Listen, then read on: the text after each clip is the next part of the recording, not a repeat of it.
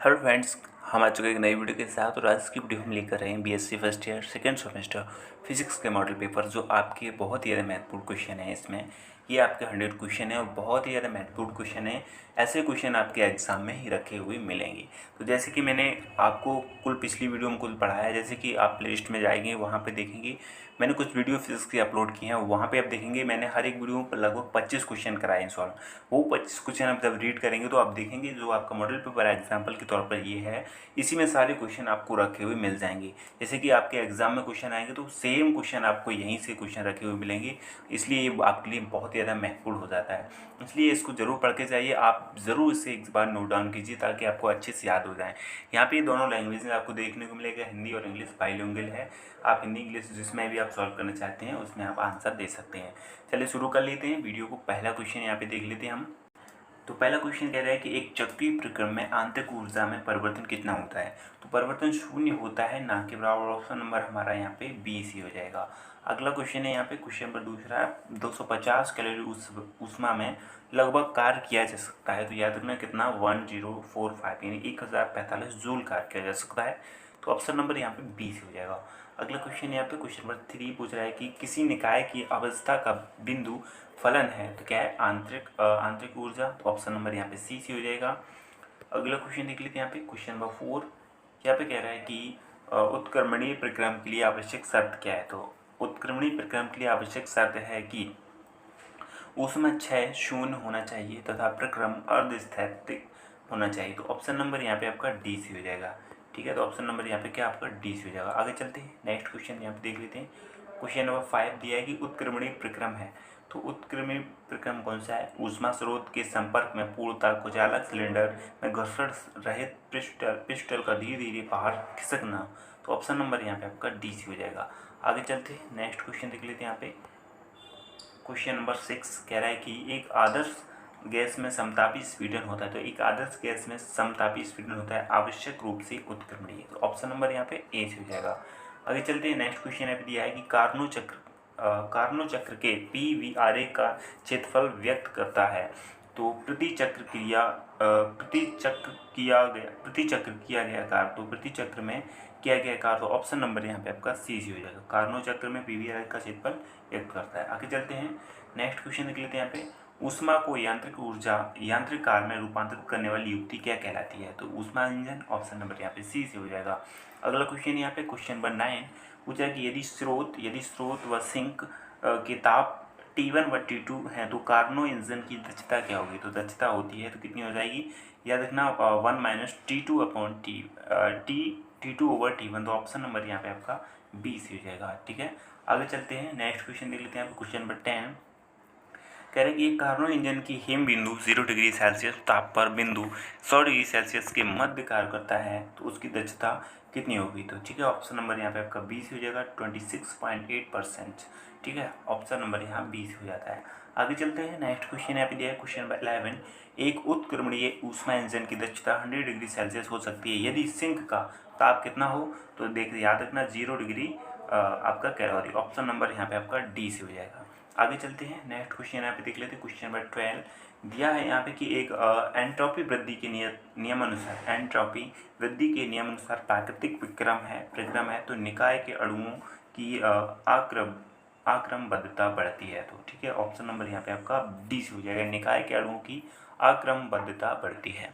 अगला क्वेश्चन यहाँ पे देख लेते हैं। क्वेश्चन नंबर 13 दिया है, कह रही है एंट्रोपी नियत रहती है। तो एंट्रोपी नियत रहती है इसमें रुद्धोष्म प्रक्रम में। तो याद रखना ऑप्शन नंबर यहाँ पे आपका बी सी हो जाएगा। अगला क्वेश्चन यहाँ पे, क्वेश्चन नंबर 14 ऊष्मा गतिकी का द्वितीय नियम है। तो ऊष्मा गति का द्वितीय नियम क्या है। तो याद रखना D Q equal to T D S. ठीक है, ऑप्शन नंबर यहाँ पे आपका डी सी हो जाएगा। ऑप्शन नंबर यहाँ पे आपका डी सी हो जाएगा। आगे चलते हैं, नेक्स्ट यहाँ पे क्वेश्चन देख लेते हैं हम। क्वेश्चन नंबर 15 दिया है, टी एस आर के पर समतापी वक्र होते हैं कैसे, एक्स अक्ष के समांतर सरल रेखाएं। ठीक है, तो ऑप्शन नंबर यहाँ पे ए सी हो जाएगा। आगे चलते हैं, क्वेश्चन नंबर 16 यहाँ पे दिया है, कह रहे जब 0 डिग्री सेल्सियस ताप वाली 10 ग्राम वर्क उसी ताप वाले जल में बदलती है तो एंट्रोपी में परिवर्तन होता है। तो कितने कैलोरी ऊर्जा परिवर्तन हो जाता है। तो रखना 2.93 कैलोरी।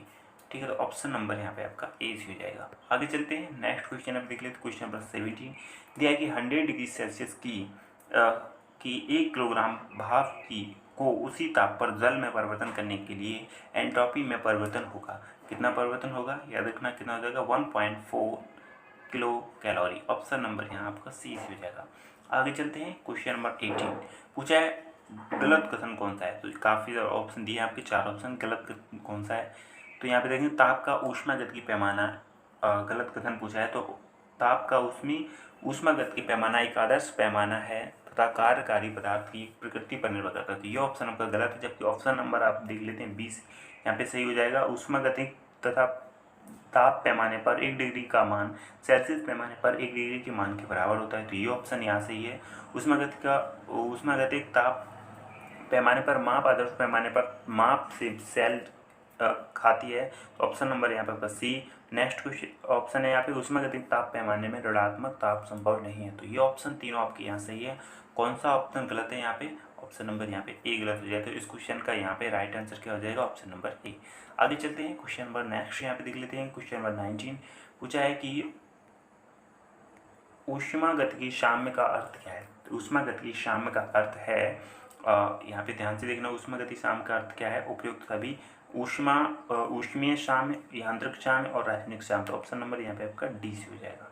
ठीक है, क्या सही हो जाएगा, डी और सही जो उपयुक्त सभी और ऑफ द अबव। ठीक है, आगे चलते हैं, नेक्स्ट क्वेश्चन है पे क्वेश्चन नंबर 20 पूछा है कि 2 निकायों को ऊष्मीय साम्य में कहा जाता है यदि वह क्या है, तापमान के बराबर है। ठीक है, 2 निकायों की ऊष्मीय साम्य में कहा जाता है यदि वह तापमान के बराबर है। तो ऑप्शन नंबर यहाँ पे आपका ए सी हो जाएगा, टेम्परेचर। आगे चलते हैं, नेक्स्ट क्वेश्चन यहाँ पे देख लेते हैं, क्वेश्चन नंबर 21।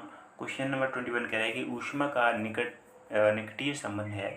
तो ऊष्मा का निकटीय संबंध ऊर्जा से है। तो ऑप्शन नंबर आपका यहाँ पे बी से हो जाएगा, एनर्जी। आगे चलते हैं, नेक्स्ट क्वेश्चन देख लेते हैं यहाँ पे क्वेश्चन नंबर 22 दिया है कि एक आदर्श गैस के अणुओं की स्थिति होती है। तो एक आदर्श गैस के अणुओं की स्थिति कैसी होती है, शून्य। ऑप्शन नंबर यहाँ पे आपका ए से हो जाएगा।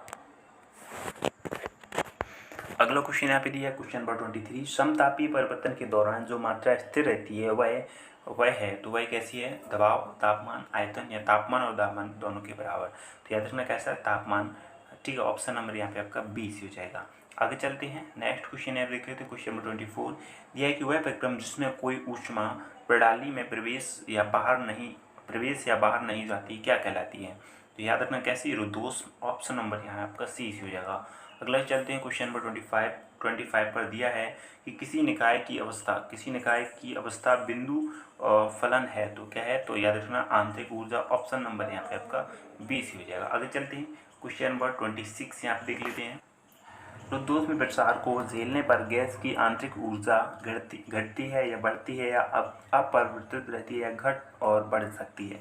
तो इस घट आपका आंसर क्या हो जाएगा, घट जाती है। ठीक है, तो ऑप्शन नंबर यहाँ पे आपका ए सी हो जाएगा। आगे चलते हैं, क्वेश्चन नंबर 27 यहाँ पे देख लेते हैं। क्वेश्चन नंबर 27 कह रहा है कि एक आदर्श गैस के समतापी में स्थिर शेष मात्रा है।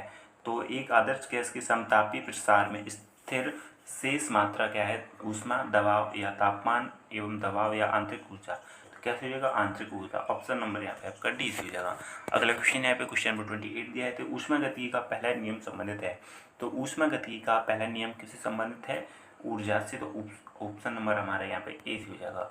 आगे चलते हैं, क्वेश्चन नंबर 29 यहाँ पे दिया है कि ऊष्मागतिकी प्रणाली के लिए एक प्रक्रम में किया गया कार्य निर्भर करता है। तो ऊष्मागतिकी प्रणाली के लिए एक प्रक्रम में किया गया कार्य किस पर निर्भर करता है, मार्ग पर। तो ऑप्शन नंबर यहाँ पे ए से हो जाएगा। ठीक है, आगे चलते हैं, नेक्स्ट क्वेश्चन आप लिख लेते हैं, क्वेश्चन नंबर 30 दिया है गैस के समतापी परिवर्तन में किया गया कार्य है। तो गैस के समतापी परिवर्तन में किया गया कार्य क्या है। तो इस क्वेश्चन का राइट आंसर क्या हो जाएगा यहाँ पे, ऑप्शन नंबर ए। ठीक है, W=RT log V2/V1। Option number यहाँ पे आपका ए से हो जाएगा। आगे चलते हैं, नेक्स्ट क्वेश्चन यहाँ पे देख लेते हैं हम, क्वेश्चन नंबर 31 कह रहे हैं कि पाइसन का समीकरण क्या है। तो काफ़ी अच्छा इम्पोर्टेंट क्वेश्चन है। पाइसन का समीकरण क्या है, तो PV इक्वल टू कॉन्स्टेंट, कोई भी राशि हो सकती है आपकी कॉन्स्टेंट में। ठीक है, तो ऑप्शन नंबर यहाँ पे आपका सी से हो जाएगा, PV और Y। ठीक है, ऑप्शन नंबर यहाँ पे आपका सी से हो जाएगा। अगला क्वेश्चन यहाँ पे क्वेश्चन नंबर 32 दिया है कि चक्रीय प्रक्रम में किया गया कार्य बराबर होता है। तो चक्रीय प्रक्रम में किया गया कार्य किसके बराबर होता है, पीवी आरेख पर चक्र का छेद, पीवी आरेख पर चक्र के छेद के बराबर होता है। ठीक है, आगे चलते हैं। नेक्स्ट क्वेश्चन है दिया क्वेश्चन नंबर 33 कह रहा है कि गलत संबंध क्या है। तो यहाँ पे आपको गलत फॉर्मूला जो इक्वेशन दिया है, गलत संबंध में से कौन कौन सा है। तो ठीक है, आपको ये बताना है P V equal R T सही है, C P minus C V equal R ये भी सही है, और पी वी अभी ये आपको क्वेश्चन ऊपर ही पढ़ा था, ये तो आपका आंसर सही हो जाएगा। P V Y constant equal constant ये सही, लेकिन ये ऑप्शन यहाँ पे आपका गलत हो जाता है। C P over C V equal R, तो ऑप्शन नंबर यहाँ पे आपका डी गलत हो जाता है। तो ऑप्शन नंबर यहाँ पे आपका डी से हो जाएगा, इस क्वेश्चन का राइट आंसर हो जाएगा। ठीक है, आगे चलते हैं क्वेश्चन नंबर 34 यहाँ पे देख लेते हैं। कह रहे हैं तापमान है, तो तापमान क्या है, एक सहज दृश्य अवधारणा है। तो ऑप्शन नंबर यहाँ पे ए सी हो जाएगा। आगे चलते हैं क्वेश्चन पर देख लेते हैं नेक्स्ट, और यहाँ पे कह रहा है कि एक आदर्श गैस के लिए दोष में संपीड़न में किया गया कार्य केवल निर्भर करता है, तो किस पर निर्भर करता है, मात्रा में परिवर्तन के। तो ऑप्शन नंबर यहाँ पे आपका ए सी हो जाएगा। आगे चलते हैं नेक्स्ट क्वेश्चन है, देख लेते हैं क्वेश्चन नंबर 36। यह कह रहे हैं जब किसी निकाय को गर्म किया जाता है तो अधिकतम वृद्धि होगी उसके सतह के क्षेत्र में या मात्रा के क्षेत्र में। तो ऑप्शन नंबर यहाँ बी से हो जाएगा, मात्रा के क्षेत्र में। ठीक है, आगे चलते हैं नेक्स्ट क्वेश्चन है, देख लेते क्वेश्चन नंबर 37। कह रहा है कि निम्नलिखित में कौन सी एक स्थिति कार्य नहीं है, निम्नलिखित में कौन सी एक स्थिति कार्य नहीं है, तापमान, कार्य, एंट्रोपी या दबाव। तो निम्नलिखित में कौन सी स्थिति कार्य नहीं है, तो ऑप्शन नंबर यहाँ पे 20 हो जाएगा, कार्य। एक क्वेश्चन तो कुछ आगे चलते हैं, नेक्स्ट चलते हैं क्वेश्चन नंबर 38 पर। यहाँ पर दिया है कि निम्नलिखित में कौन सा एक ऊष्मागत की निर्देशांक नहीं है। तो निम्नलिखित में कौन एक ऊष्मागत की निर्देशांक नहीं है, तो इस क्वेश्चन का आपका राइट आंसर हो जाएगा यहाँ पे आर, ऑप्शन नंबर यहाँ सी। आगे चलते हैं नेक्स्ट क्वेश्चन आप देख लो, तो क्वेश्चन नंबर 39 दिया है चक्रीय प्रक्रम में निकाय द्वारा किया गया कार्य कितना होता है। तो चक्रीय प्रक्रम में निकाय द्वारा किया गया कार्य कितना होता है, याद रखना, निकाय को दी गई ऊष्मा के बराबर। अगला क्वेश्चन यहाँ पे क्वेश्चन नंबर 40, यहाँ पूछा है कि एक कार्नोट चक्र में चक्र के अंत में कार्यशील पदार्थ का तापमान होता है। तो एक कार्नोट चक्र में चक्र के अंत में कार्यशील पदार्थ का तापमान कितना होता है, प्रारंभिक तापमान के समान। तो ऑप्शन नंबर यहाँ पे आपका सी हो जाएगा। आगे चलते हैं क्वेश्चन नंबर 41, और यहाँ पे कह रहा है कि यदि स्रोत का तापमान कम हो जाता है, यदि स्रोत का तापमान कम हो जाता है तो कार्नोट इंजन की दक्षता घट जाती है या बढ़ जाती है या नहीं बदलती है, या काम करने वाले पदार्थ के आधार पर बढ़ या घट सकती है। तो इस क्वेश्चन का यहाँ पे राइट आंसर हो जाएगा ऑप्शन नंबर ए, घट जाती है।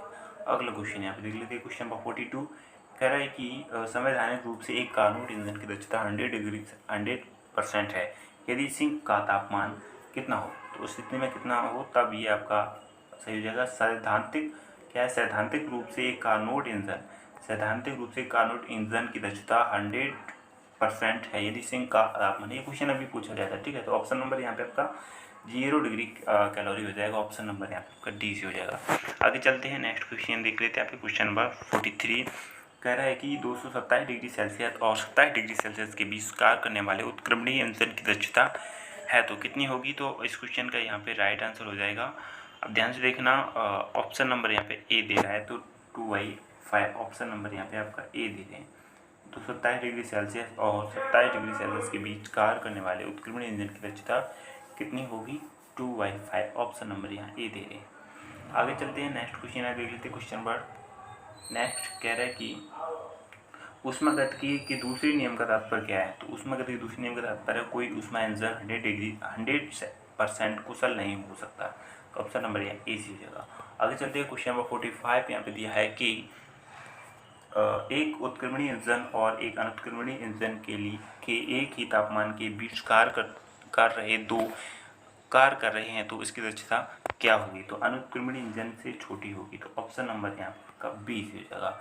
आगे चलते हैं नेक्स्ट क्वेश्चन है, देख लेते हैं क्वेश्चन नंबर दिया है 6। कह रहा है कि पूरे निकाय जिस पर कार्नोट इंजन संचालित होता है के लिए एंट्रॉपी परिवर्तन का बीजगणितीय योग कितना होगा। तो इस क्वेश्चन का यहाँ पे राइट आंसर हो जाएगा ऑप्शन नंबर बी, 0 हो जाएगा। ठीक है, अगला क्वेश्चन यहाँ पे देख लेते हैं।